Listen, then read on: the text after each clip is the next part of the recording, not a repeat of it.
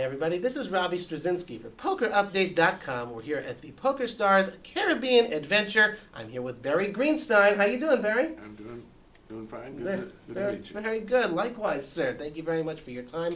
We're going to ask Barry is a Poker Hall of Famer. You don't meet many of those around. It's a very, very exclusive club. And obviously, you know, as someone who's been around at least since the Moneymaker boom. No, since a little before. A little bit before. Just that. a little bit before. A little bit before, not only the Moneymaker boom, but the Moneymaker birth. I've been playing poker before that, I'm sure. I'm sure. That's someone obviously with a very unique perspective, and we'll try to pick the brain of Barry Greenstein and see how our recreational poker audience guys, you know, just like me, you know, just like all you guys watching, let's see what we can learn from someone who's been in the trenches, been to the top, and knows what it's like to experience poker success. So, away we go. Do you feel that perhaps some of the tournaments here at the PokerStars Caribbean Adventure are a little too gimmicky? Is that like gimmick tournaments? Is that something good for poker or something that's more, you know, that's exactly what's going to attract new people to the game? I hope people enjoy it. Mm-hmm. I think the way you can tell if something is too gimmicky is if they don't get many entrants.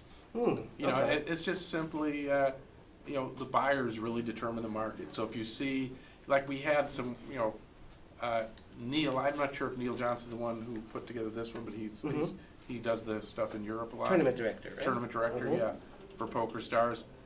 And, you know, like I remember one year he had something that he liked, which was 5 different triple draw games or something like that. But they didn't, you know, maybe they only got one table's worth of entry. So even though he liked it, sounded like a good concept, they didn't get enough people. One of the things that makes it hard, though, to measure here is they try to squeeze, what, 104 tournaments. 100 events. That's a lot. Into 10 days. Yeah. So that's so many, and the overlap. You know, there are people who want to play in something, but they're committed. They'd rather play in something else. So it's hard for us to measure. But what PokerStars is doing really is trying to find out what people do like. So it's not just that we're forcing it on the players. We're taking a real survey in a funny way, if you look at it. Oh, so sort of like a little experimental. It's always experimental. That's just how we've done it. And I think that's what PokerStars should be doing. So, you know, I agree with the concept, and the ones that don't get many people in, then you throw them out and you try something else. And it's good there. I mean, it's not just the $100,000 super high roller. They got these $100 plus 20 events that really well that's anybody the other can thing win. Is at first when people hear 100 events, how is, you know, that's ridiculous. But one of the things, and again, this is maybe the Scoop taught us. Scoop was such a great invention. That's the spring championship of online poker. When someone came up with that, as opposed to the W-Coop, which was the flagship group of tournaments, where you had tournaments with 3 different buy-in levels. I remember when they came up with that, I said, I wish I would have thought of that idea, because I was kind of involved at that point in putting things on the side. It was such a great idea to have tournaments at different price points. Well, that's what's going on here too. We have very many different price points. You'll see a couple, you know, I think there's even $100 $100 plus 20. all the way up to 100,000. So we have many different levels. And that's I was about to register for the 100,000, but like they said, that's it. Registration is over. Yeah, well, that's yeah. You know, I would have been right there in the winner's circle. You know, I hate when that happens. Right. You know. But anyway, so that's what's going on. Yeah. There are many different levels for different bankrolls. Yeah. Okay. And Well, that's good. So it's really not 100 tournaments. If you think about it, for a guy with a lot of money, there are probably only like 5 or 6. Right. A guy with only a little bit of money, there's probably, again, you know, less than 10, fewer than 10 But events they're that he all might buy relevant, into. and it's all the sorts That's of different right. variants. So if you sort it out that way, it's not as absurd as it initially sounds. Yeah, I hear that. Well, that's good. You know, something for everybody here at the PokerStars Caribbean Adventure. Well, let's shift gears for a second. Let's talk about poker entertainment. And you and Joe Seabach, your son, you co-founded Poker Road back in the day. It was a one-stop shop for poker entertainment. So Wait. No? You gotta say Pokertainment. Pokertainment, Because that of was course. The word. Everyone's fighting. Registered trademark. That's right. Joe Stapleton and others are all debating who's the one who came up with the word Pokertainment. We're looking at him right here. No, it wasn't me. But Poker Road was the hub for Pokertainment. Okay. So, having done that in your past, my question is, what is your view of recent trends in pokertainment, streaming, live streaming, Twitch, that sort of thing. That's the type of thing that people seem to be really interested in. And also we do like, other little web shows, that sort of thing, and, interviews like these. There's a lot more content out there. What is your view on this type of poker entertainment that's starting to, see the light of day? Well, I was on Twitch myself. Okay. And I did it many weeks in a row. Because I'm in the United States, I could only play the Play Money event. Okay.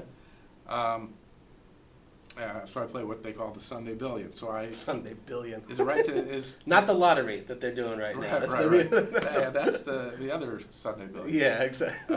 Well, maybe that'll be the Wednesday Billion. The Wednesday Billion. Okay. But anyway, excuse me. And I had a decent following of people who had a good time with it, had a lot of fun. Mm-hmm. They don't even know the reason I haven't been doing it. Okay, and what is the reason? Outside of laziness, which is always in there.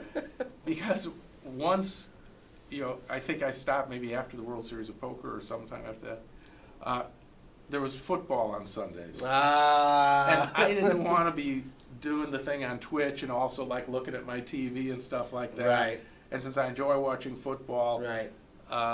And you're from Chicago, right? The Bears. Yeah, sure. Who I bet over 6.5 wins, and they found a way to end up at 6 and lose several close games. It's like a needle. Yeah, it's like a needle. Like you probably knew that Barry made the bets, right? Right. But anyway, so I didn't want to do a bad job, is what it comes down to. I see. When I do it, I want to give people my undivided attention. So you're saying we can expect you at some point in the future to get back on the Twitch horse? I will definitely get back on the Twitch horse when we get real money poker back in the United States. Okay. Because people who are playing for real money are out competing me in the Twitch universe. And one of the guys, of course, that comes to mind right away is Jason Somerville. Jason Somerville. Who's, I guess, the Twitch master. Yes, he peaks on Twitch, that's for sure. That's right. So I want to give him a run for his money, but I think that people would rather watch real money play than play money play. Mm-hmm.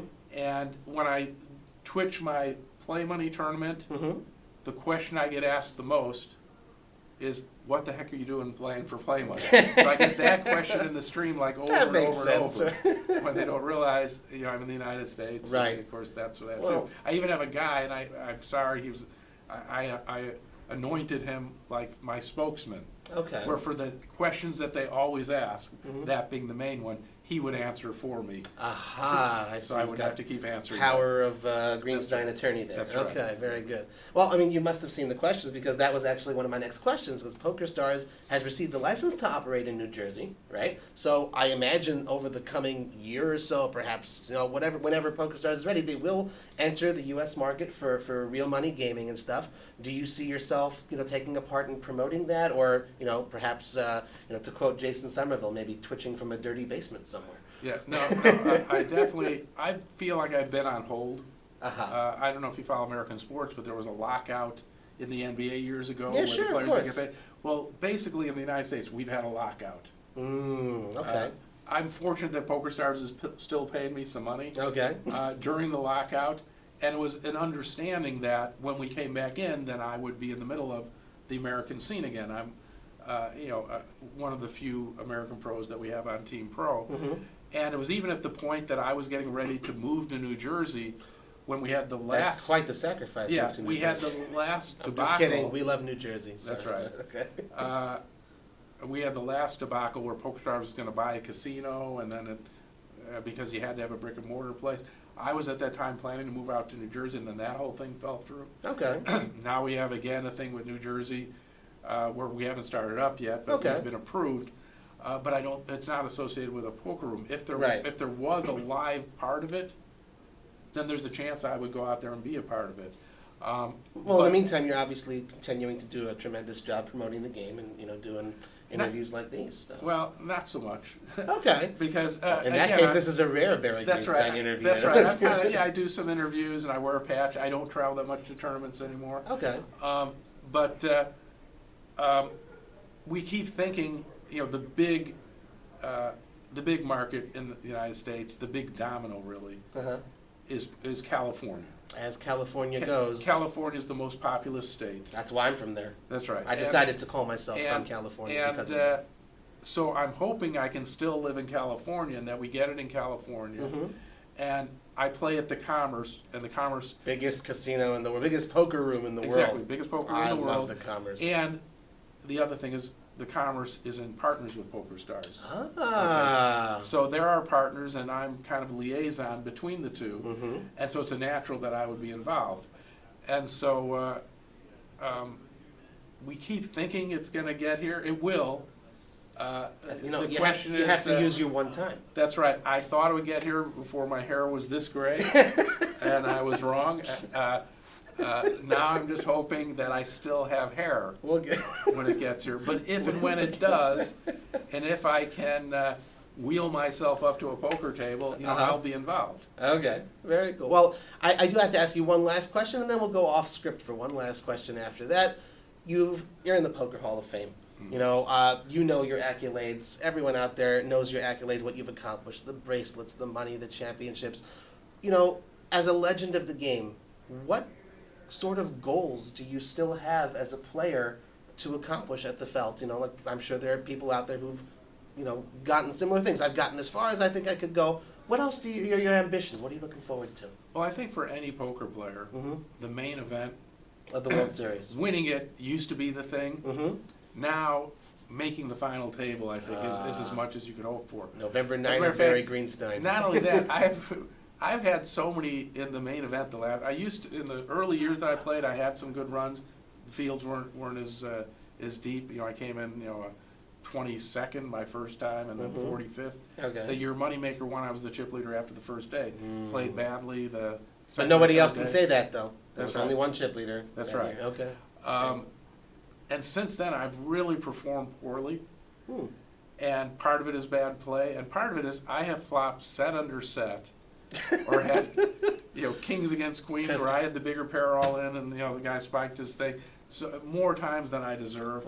But no one likes hearing the bad beat stories, right. Barry. But I'm sorry. One of these years, I'm going to have a deep run. So if not the final table, if not winning it, at least a deep run. Okay. Speaking of deep runs, and nothing at all connected to that, okay, we're going to ask you a question from a hat, sir. Would you kindly choose one and read it to our audience here at PokerUpdate.com, and we'd love to hear your answer. Now, this seems... They are not all the same question. They're not all the same, but this one was a lot bigger than all the other ones. No problem. So easier to choose. What is the most overused word in your vocabulary? If you'd like, we'll give you one more question. Up to you. Let me think. Well, I would hope that it would be a positive word. Okay. As opposed to the most overused negative word is probably ridiculous. But the most overused positive word is, maybe I don't have enough positive words. It should be, I think I need a new question. Okay. I can't think of what word. I try to have a diverse vocabulary, and I try not to overuse even my adjectives. So I don't know what the most overused word is. But, well, and it's not unlucky, because I feel I'm a very lucky person. Okay. So, well, you know what? So am I. I feel like this has been really great to sit with you, Barry. And thank you all for tuning in to this ridiculous interview at PokerUpdate.com. This is a pretty ridiculous question you asked me here, Okay. Robbie. I don't know what the heck you're doing. Give me the big paper and all the small ones. We'll ask you another one off camera. Okay. Thanks, everybody, for tuning in. Okay, bye-bye.